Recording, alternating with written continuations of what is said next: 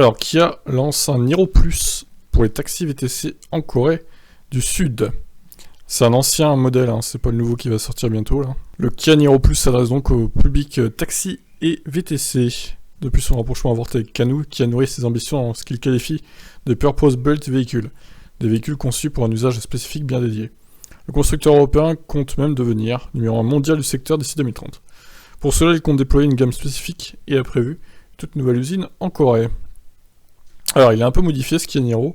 La hauteur qui évolue avec 80 mm, donc 8 cm de plus. La longueur s'allonge de 10 petits mm, donc 1 cm en gros. Et l'empattement est inchangé. Le haillon se fait d'ailleurs plus vertical. Le gain de place pour les passagers passe ainsi par des sièges et des panneaux de porte plus fins. Les occupants gagnent en prime quelques aménagements comme des poignées ou crochets. Pour le conducteur, l'ergonomie du poste de conduite n'évolue pas, le système multimédia est capable d'accueillir des fonctionnalités dédiées comme le taximètre. La motorisation, c'est la même. La batterie aussi du coup.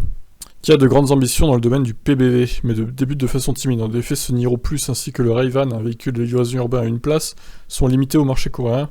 Ils constituent une sorte de bêta-test en grandeur réelle. La croissance viendra de la prochaine génération. Le constructeur met la dernière main à une plateforme électrique modulaire, que l'on peut supposer inspirée par ce que Kia a vu chez Canoo. Elle servira de base à toute une gamme, comprenant plein de véhicules différents. Voilà. Donc, bon, pas grand chose à signaler. Réservé de toute façon en Corée du Sud, et pas pour chez nous. Dommage, je pense que des VTC ou des taxis auraient été intéressés. Allez, pas d'infos sur le prix non plus. Mais bon, tant pis. Je vous laisse commenter. Ciao.